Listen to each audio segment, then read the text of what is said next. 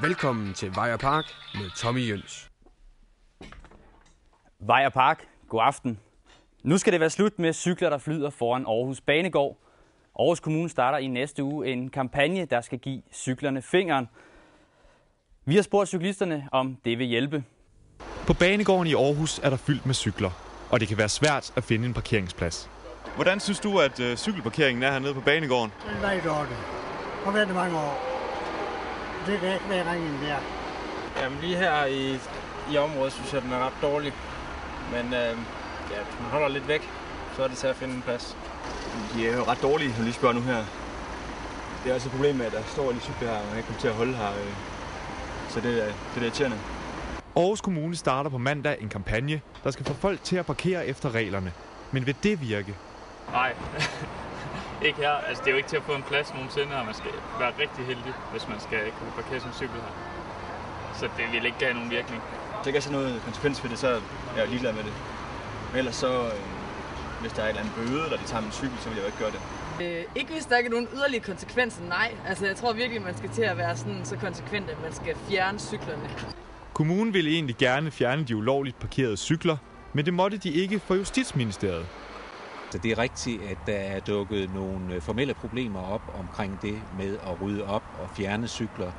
Men det er faktisk vores forventning, at det finder vi en løsning på, så vi efterfølgende også kan gå ud og lave mere direkte oprydning i cykelparkeringen foran Banegården.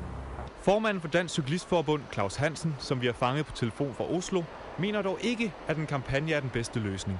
Jeg mener ikke kampagner for at sætte sin cykel rigtigt. Det mener jeg altså ikke, det hjælper noget. Hvad skal der til for, at cyklisterne de parkerer bedre? Jamen, der skal ordnede forhold for parkering. Der skal være overdækkede muligheder, og der skal være nok med pladser, og adgangsforholdene skal være nemme. Rådmand Peter Thyssen er ikke enig i kritikken og mener, at en kampagne er en vigtig del af løsningen. Vi skal have et både og, fordi vi skal både skaffe de fysiske rammer, men vi skal også lave en holdningsbearbejdelse, sådan så at de bliver benyttet, de fysiske rammer, vi laver. Aarhus Kommune har for nylig lavet nye cykelstativer i MP Brunsgade, som de håber kan afhjælpe problemet. Men de nye cykelstativer er i 2 etager, og nu viser det sig, at de ikke bare er svære at benytte, men de kan også være direkte skadelige, især for kvinder. Det er ikke for piger i hvert fald. Ved Aarhus Banegård bør cyklerne holde i de nye stativer. Men mange af de populære damecykler holder andre steder. De store cykler kan ikke være i de nederste stativer, og for mange er de for tunge at løfte. Når jeg ikke parkerer her, så parkerer jeg gerne herovre på den anden side af gaden. Selvom man egentlig ikke må parkere der, fordi at det er så lettere for mig. Det er nu engang det, jeg bliver nødt til, fordi at det er for hårdt for mig at løfte den op. Forsøger man alligevel at bakse cyklen på plads, belaster det både ryg og skuldre. Vi har vist vores optagelser til 3 fysioterapeutstuderende. Jamen, man kan jo se, at ved løftet af cyklen op på den højeste række, der skal du have cyklen op over skulderhøjde. Så løftet det kommer op, og du dermed belaster dine skuldre. Ja, så kommer der også en masse belastning på ryggen, når man får cyklen så langt ud. Ja, så samtidig med, at man laver et fryd i selve ryggen. Altså, det gør det jo så endnu værre. Det kan jo også have en indflydelse, hvis man skal lave en hurtig reaktion, hvis cyklen den er ved at falde ned, så vil det kunne fremprovokere skader enten i ryggen eller i skulderen. Anton Iversen fra Aarhus Kommune siger til Vej og Park: Vi vil gerne ud og lave nogle forbedringer, og så kan det selvfølgelig gå ud over nogle brugere, som har nogle særlige problemer med de konstruktioner, vi nu laver. Så kvinderne må kæmpe videre og håbe på bedre løsninger i fremtiden.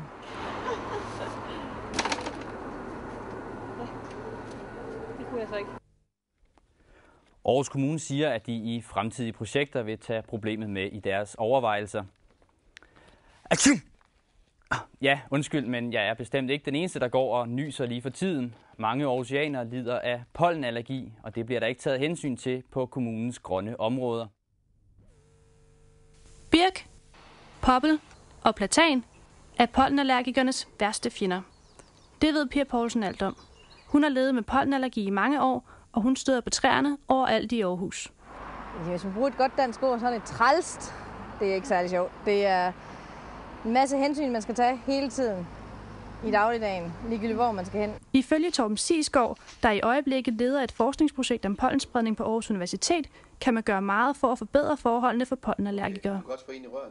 Hvis vi ser på befolkningen, så er den hyppigste allergiform, det er birketræer. Så er der ikke nogen grund til at plante birketræer inde i byen, hvor vi har flest mennesker. Man kigger bare rundt her, så er der birketræer næsten overalt, fordi de er bare overalt i gadebilledet i dag. Man gør ikke noget, fordi der er ikke nogen, der har tænkt over det her. Det er jo, man planter jo træer ud fra nogle helt andre filosofier. Noget om, at her skal være noget pænt, noget grønt, noget CO2 gavnligt. Altså, vi planter træer ud fra nogle andre hensyn. Så jeg tror ikke, der er nogen, der har tænkt det igennem i bymiljøet i Aarhus i hvert fald. Den betragtning er Janne Sommer fra Astma- og Allergiforbundet enig i. Altså, mit umiddelbare indtryk er, at ikke alle er opmærksomme på, at for at man kan have et tilgængeligt udemiljø for alle borgere, så skal man lige have allergi med ind over. Det er sådan, at der kun er 100 ud af de 250.000 kendte pollenbærende arter, som giver allergi. Så der er virkelig et stort udvalg, som man kan bruge som alternativer. Kommunalpolitikerne i Aarhus har ikke været opmærksom på problematikken, indrømmer Merete Borgner fra Teknisk Udvalg. Sandheden er jo, at vi ikke gør noget. Fordi at vi må sige, vi ved godt, at vi har mange allergikere. Vi ved, at vi har mange, der døjer med pollenallergi. Det jeg personligt vil gøre, det er, at jeg vil sætte det på dagsordenen i Teknisk Udvalg for at sige, jamen hvordan er det, vi planter? Tager vi hensyn? Fordi, helt ærligt, jeg ved det jo ikke. Så det vil vi få diskuteret i Teknisk Udvalg. Så det vil sige, at du kan simpelthen garantere her over for Vej og Park TV, at det kommer på dagsordenen i Teknisk Udvalg? Det kan jeg godt garantere, men jeg kan jo ikke garantere, hvad der så videre sker. Men at det kommer på dagsordenen, yes. Pia Poulsen håber, at politikerne begynder at tage mere hensyn til allergikerne. Indtil da har hun 4 måneder tilbage af pollensæsonen til at nyse i. Nej, der bliver ikke taget hensyn nogen som helst steder. Virker det i hvert fald ikke som om. Og det ville være dejligt, hvis de begyndte at gøre det. Prosit. Og nu til lidt kort nyt.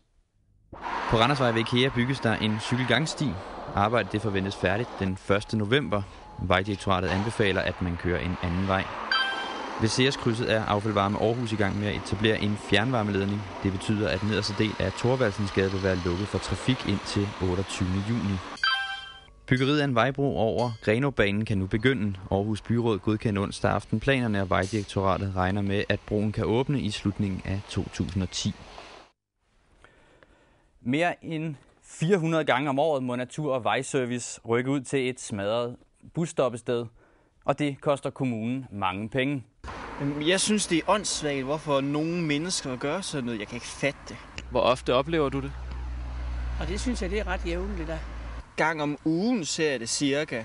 Det ser ikke pænt ud, når det flyder med glas ved busstoppestederne i Aarhus. Og det er heller ikke billigt. Vej og Park har fundet frem til, at Aarhus Kommune i 2008 brugte 1 million kroner på at købe og opsætte nyt glas på busstoppestederne. Halvdelen af udgifterne går til Natur- og Vejservice, der står for vedligeholdelsen. Det er det meste ugen. Ifølge Vej og Parks beregninger har Natur- og Vejservice i 2008 mindst skiftet 440 glasruder. Det tager cirka en halv time hver sted, og i den uge der har jeg haft 10. Er det almindeligt? Ja, det er det. Henrik reparerer ofte busstoppesteder i Tilst og Brabrand, men generelt sker det i hele kommunen. Men det er ikke kun ét sted i Aarhus? Nej, det er mange forskellige steder. Hos Trafik og Veje i Aarhus Kommune ærger man sig over at bruge så mange penge på reparation af busstoppestederne. Penge, man kunne bruge andet steds. Jeg synes, det er rigtig mange penge at bruge på hærværk. Jeg vil hellere købe lidt mere bustrafik, som folk kunne have glæde af. Har kommunen et ansvar, synes du? Det har jeg svært ved at se, hvor det skulle ligge henne. Hvad gør I for at vække politikernes opmærksomhed omkring de her udgifter? Det gør vi sådan set ikke rigtig noget for. Vi vil gerne have snakket med teknisk rådmand Peter Thyssen om kommunens udgifter til det her, men det var ikke muligt at få en kommentar. Aarhus Kommune betaler kun for de stoppesteder, hvor der ikke er reklamer. Det er de såkaldte